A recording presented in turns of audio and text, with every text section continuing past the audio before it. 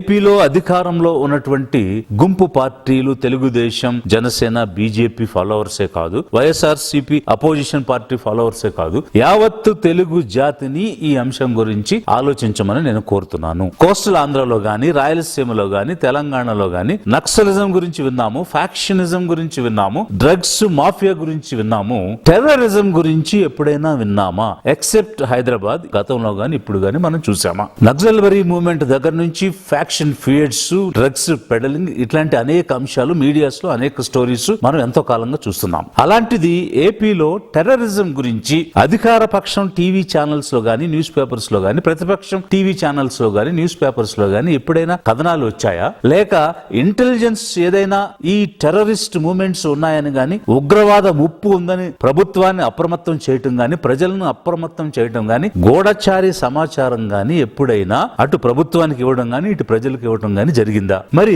అసలు టెర్రరిజానికి సంబంధించిన కదలికలే లేనటువంటి ఆంధ్రప్రదేశ్ రాష్ట్రంలో ఒక్కసారిగా యుఏపిఏ కింద సెక్షన్స్ పెట్టి కేసు రాష్ట్రం ఎలా ఒక సామాన్యుడి మీద, ఒక యూట్యూబర్ మీద పెట్టింది? జనం ఆలోచించాల్సిన అంశం. దీని వెనుక ఒక దురుద్దేశం అనేది ప్రభుత్వానికి ఉందా లేదా? ప్రతి ప్రొడక్ట్ కి ఒక ఎక్స్పైరీ డేట్ ఉంటుంది. ఆ మాటకు వస్తే జంతువులకి, పక్షులకి, మనుషులకు కూడా ఎక్స్పైరీ డేట్ ఉంటుంది. అలాగే సంస్థలకి, సంఘాలకి, రాజకీయ పార్టీలకు కూడా ఎక్స్పైరీ డేట్ ఉంటుంది.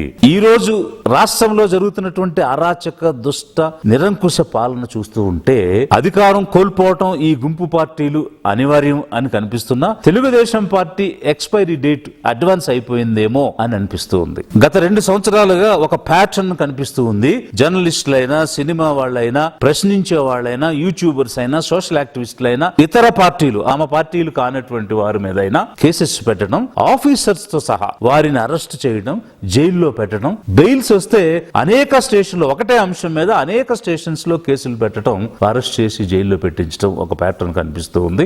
అందులో భాగంగా ఇప్పుడు ప్రశ్న రావణ్ ఎలియాస్ జోసెఫ్ చౌదరి మీద కేసులు పెట్టడం, అతనికి బెయిల్స్ వస్తున్న క్రమంలో ఒక్కొక్క చోట ఆ సెక్షన్స్ పెంచుకుంటూ చివరికి యుఏపిఏ సెక్షన్స్ కూడా పెట్టారు అని అంటే జనం ఆలోచించాల్సినటువంటి అంశం. ఎందుకు ప్రభుత్వం ఈ విధంగా వెంటపడి వేటాడుతూ ఉన్నది? ప్రశ్న రావణ్ ని ముప్పతిప్పలు పెట్టి 3 చెరువులు నీళ్లు తాగించినటువంటి పరిస్థితి కనిపిస్తూ ఉంది. మొట్టమొదట పిఠాపురం పోలీసులు హైదరాబాద్ కు వెళ్లి అర్ధరాత్రి అరెస్ట్ చేసి తీసుకొచ్చారు.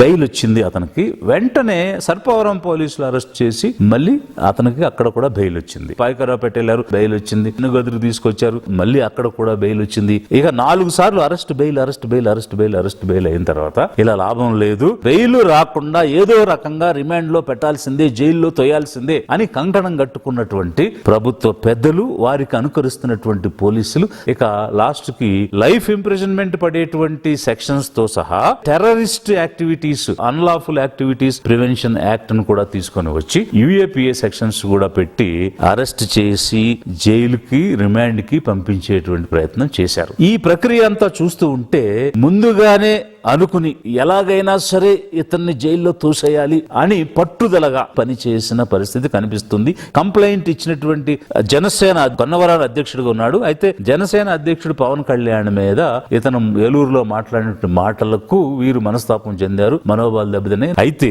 రిమాండ్ రిపోర్ట్ గనక చూస్తే అక్కడ ఏం కనిపిస్తుంది అని అంటే, సాధారణంగా నేను ఒక డిస్ట్రిక్ట్ మ్యాజిస్ట్రేట్ గా పనిచేసినప్పుడు అనేక రిమాండ్ రిపోర్ట్స్ చూశాను, కానీ ఇలాంటి రిమాండ్ రిపోర్ట్ ఎక్కడా కూడా చూడలేదు. ఎందుకనంటే generally any remand report will contain acquisitions, allegations, offences. అంటే ఎవరినైతే మనం అక్యూజ్డ్ గా పెట్టామో అతను చేసిన ఆఫెన్సెస్ ఏంటి, అతని మీద ఎలిగేషన్స్ ఏంటి, ఎందుకు అతను రిమాండ్ కి ఇవ్వాలి అని అడగడమే ప్రాసిక్యూషన్ జనరల్ గా చేస్తుంది. కానీ ఇక్కడ ప్రభుత్వం యొక్క మాలఫైడ్ ఇంటెన్షన్ అనేటువంటిది స్పష్టంగా కనిపిస్తుంది. ఏ విధంగా అంటే ఆ రిమాండ్ రిపోర్ట్ లో ఏమి రాశారంటే జడ్జిమెంట్స్ ని కోట్ చేశారు, ఎలా అప్లికబుల్ అవుతాయని చెప్పారు. అంటే ట్రయల్ కోర్టులో ట్రయల్ నిర్వహించేటప్పుడు, ఫైనల్ ఆర్గ్యుమెంట్స్ చేసేటప్పుడు ఏ రకంగా జడ్జిమెంట్స్ రిఫర్ చేస్తూ వాటి యొక్క అప్లికబిలిటీని మాట్లాడతారో అది కూడా డిఫెన్స్ వాళ్ళు మాట్లాడతారో అలా ప్రాసిక్యూషన్ వారు మాట్లాడటమే కాకుండా 20 మంది పైగా పీపీలు, లాయర్లతోటి DOP, director of prosecutions personal గా అటెండ్ అయి ఇతనికి రిమాండ్ కావాలి అని మెజిస్ట్రేట్ ముందు వాదించటం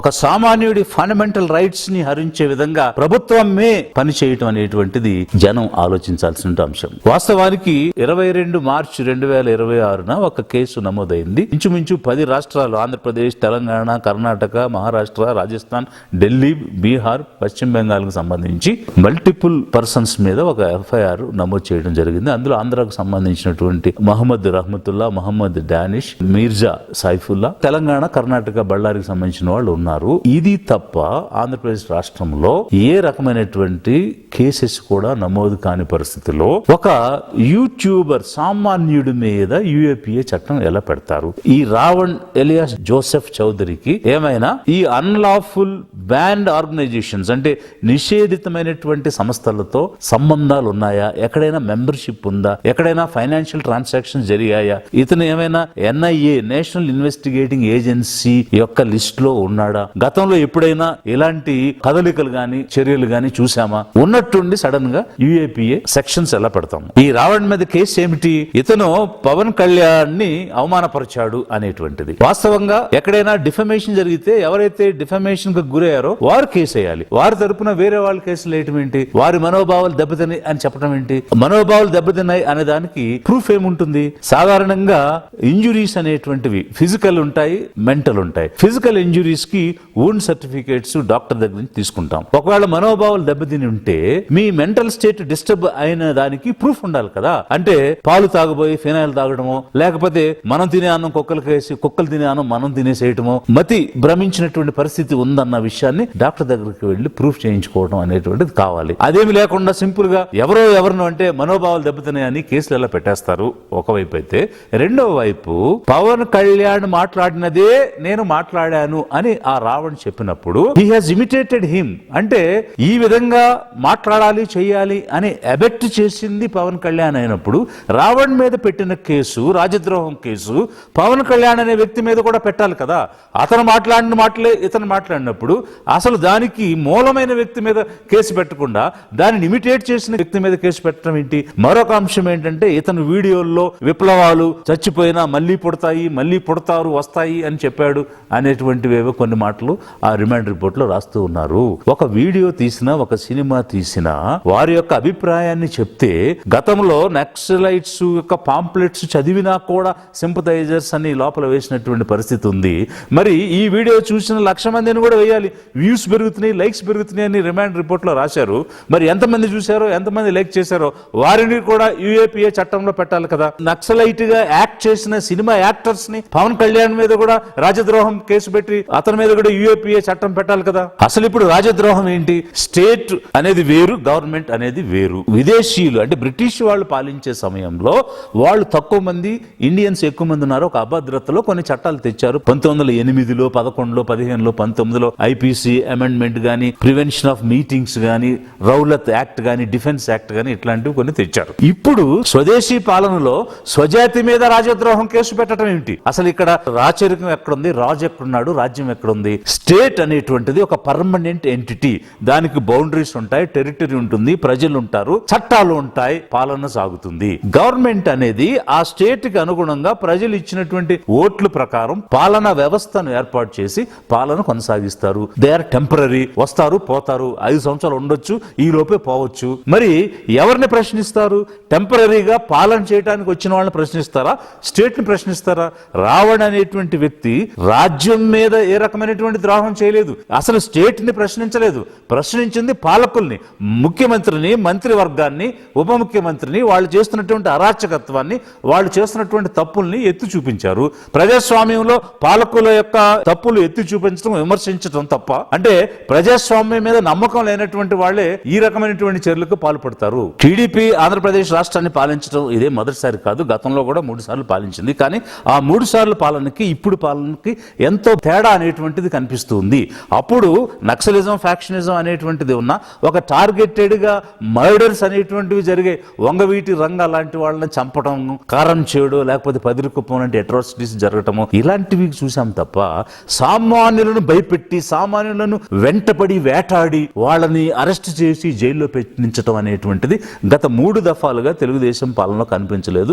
ఈసారి ఒక భిన్నమైనటువంటి పాలన కనిపిస్తూ ఉంది. దానికి కారణం ఏమిటి అనంటే వీళ్ళు గుంపు కట్టినటువంటి, జత కట్టినటువంటి పార్టీలు, జనసేన లాంటి పార్టీ ఇందులో ఉండడం వల్ల ఆ గుంపులో ఉన్నటువంటి జనసేన ప్రజాస్వామ్యాన్ని నమ్ముతున్నది, కాన్స్టిట్యూషనల్ వాల్యూ వాల్యూస్ ని పాటిస్తుంది అనడానికి నమ్మకం కుదరడం లేదు. వీరు చెగువేరాని, లెఫ్టిస్ట్ ఐడియాలజీ, సోషలిజం, కమ్యూనిజం అన్నారు. ఆ తర్వాత అంబేద్కరిజం అని, ఫూలే అని, బహుజన్ సమాజ్ అని చెప్పేసి సెంటర్ పార్టీకి వచ్చారు. ఆ తర్వాత పూర్తిగా రైట్ వింగ్ వెళ్ళిపోయి కన్జర్వేటివ్ గా హిందుత్వ ఐడియాలజీతో సనాతని అని చెప్పారు.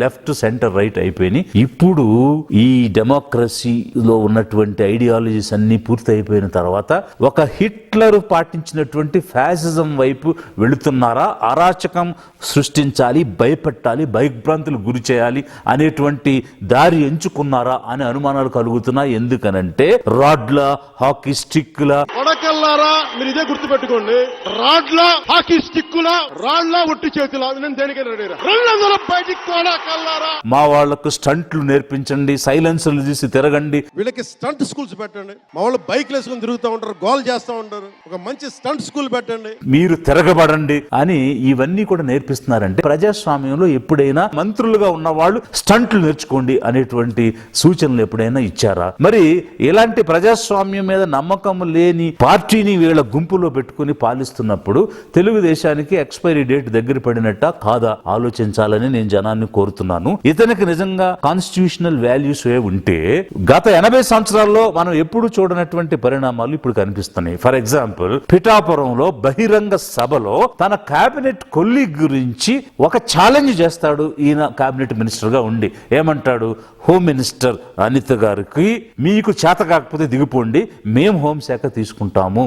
హోమ్ మినిస్టర్ అనిత గారు కూడా చెప్తా ఉన్నాను, మీరు మంత్రి, మీరు హోమ్ మినిస్టర్, మీరు, నేను పంచాయతీరాజ్ శాఖ మంత్రినే, నేను హోం మంత్రి మీరు బాధ్యత వహించండి, నేను హోంశాఖ తీసుకున్న పరిస్థితులు వేరుగా ఉంటాయి, గుర్తుపెట్టుకోండి అని కేబినెట్ కొలీగ్ ని కించపరిచే విధంగా మరొక కేబినెట్ మినిస్టర్ పబ్లిక్ మీటింగ్ లో మాట్లాడతారా? అంటే కనీస అవగాహన రాజ్యాంగం మీద, కేబినెట్ కూర్పు మీద, కలెక్టివ్ రెస్పాన్సిబిలిటీ మీద, డెమోక్రసీ మీద ఉన్నదా ఈ వ్యక్తికి? ఈ గౌరవ పవన్ కళ్యాణ్ గారు నిరంతరం మతాల ప్రస్తావన చేస్తూ, కులాల ప్రస్తావన చేస్తూ, మతాల మధ్య చిచ్చు పెట్టడానికి ప్రయత్నం చేసే పని ఒక కేబినెట్ మినిస్టర్ గా ఉండి మాట్లాడటం అనేక సందర్భాలలో రాష్ట్ర జనం, తెలుగు జనం చూసినటువంటిది.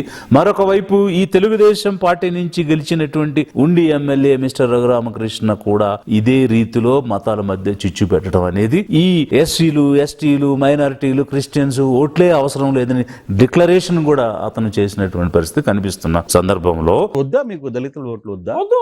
ఒకవైపు బీజేపీతో పొత్తు పెట్టుకున్న ప్రతి ప్రాంతీయ పార్టీ చీలిపోయి కూలిపోయేటువంటి పరిస్థితి కనిపిస్తూ ఉన్న సందర్భంలో ఈ గుంపు పార్టీల యొక్క ఇన్ఫ్లుయెన్స్ వల్ల అప్రజాస్వామికమైనటువంటి పాలన చేస్తున్న ఈ తెలుగుదేశం ఒక సామాన్య యూట్యూబర్ మీద, టెర్రరిస్టుల మీద పెట్టేటువంటి యుఏపిఏ సెక్షన్స్ పెట్టి మతాల మధ్య చీచు పెట్టాడని, నక్సలైట్ అని రకరకాలైనటువంటి పదాలతో యుద్ధాలు వస్తాయని ఒక అజంప్షన్స్, ప్రెజంప్షన్స్ తోటి ఈ కేసులు పెట్టి నడిపిస్తున్న క్రమంలో మరి తెలుగుదేశం తనకు తాను సెల్ఫ్ గోల్స్ వేసుకుని స్వయం కృతాపరాధాలతో తన గొయ్యి తాను తవ్వుకుని ఎక్స్పైరీ డేట్ ని ముందుకు తెచ్చుకున్నదా లేదా జనం ఆలోచించాల్సిన పరిస్థితి. మరొక వైపు అపోజిషన్ గా ఉన్నటువంటి వైఎస్ఆర్సీపీ బహిరంగంగా బీజేపీతో జతకట్టకపోయినా అంతర్గతంగా మద్దతు ఇస్తూ రావడం పక్కన కనిపిస్తుంది. కానీ ఈ కేసుకు సంబంధించి వారు యుఏపిఏ సెక్షన్ పెట్టడం ఏంటని ప్రశ్నించారు గాని ఫండమెంటల్ రైట్స్ కాపాడాలి అనే అంశం గురించి మాట్లాడటం లేదు. ఎందుకనంటే రావణ్కి మాకు సంబంధం లేదని ఆత్మరక్షణలో పడిపోయారు. ఎందువల్ల? ప్రకాష్ రాజు, రావణ్ వీళ్ళంతా కూడా ఒక క్రిస్టియన్ రిలీజియన్ కి సంబంధించిన వాళ్ళు, రేపు మమ్మల్ని కూడా ఇదే రిలీజియన్ కి సంబంధించిన వాళ్ళని ఎక్కడంటారని డిఫెన్స్ లోకి వెళ్ళిపోయి ఆత్మరక్షణ చూసుకుంటున్నారు తప్ప జనం, సామాన్యులు ఈ రోజు ఈ అరాచక పాలన వల్ల భయభ్రాంతులకు గురైపోతున్నారు. అసలైనటువంటి విషయాలు పక్కకు పోతున్నాయి. పోలీస్ కస్టడీలో జనం చచ్చిపోతున్నారు. బలహీన వర్గాల గొంతు నొక్కేస్తున్నారు. పార్వతి నాయక్ కుమార్తె ప్రీతి సుగాలి కేసు ఇంతవరకు న్యాయం జరగలేదు. పవన్ కళ్యాణ్ గారు సుగాలి ప్రీతి కేసుకి న్యాయం చేస్తాం, సుగాలి ప్రీతి కేసు కోసమే పార్టీ పెట్టాను అని చెప్పుకుంటూ వచ్చారు. ఇంతవరకు కూడా న్యాయం జరగలేదు. నిరుద్యోగం పెరిగిపోతుంది, ధరలు పెరిగిపోతున్నాయి, వ్యవసాయం సంక్షోభంలో ఉంది. ఇట్లాంటి అంశాలు ఏవి కూడా ప్రిన్సిపల్ అపోజిషన్ గా బయటకు మాట్లాడాల్సింది పోయి వాళ్ళు ఆత్మరక్షణలో ఉండడం.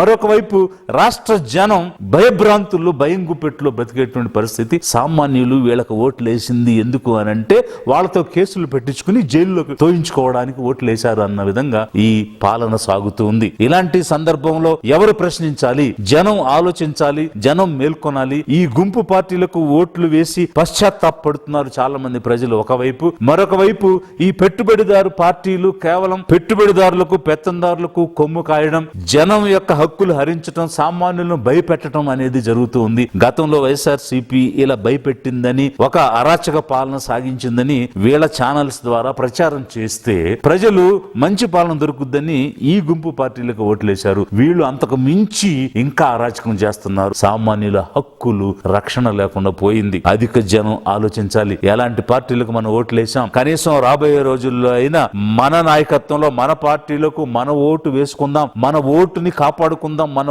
ఓటు విలువను కాపాడుకుందాం అనే ఆలోచన చేయాల్సిన సమయం ఆసన్నమైంది. తెలుగు ప్రజలు ఆలోచించండి.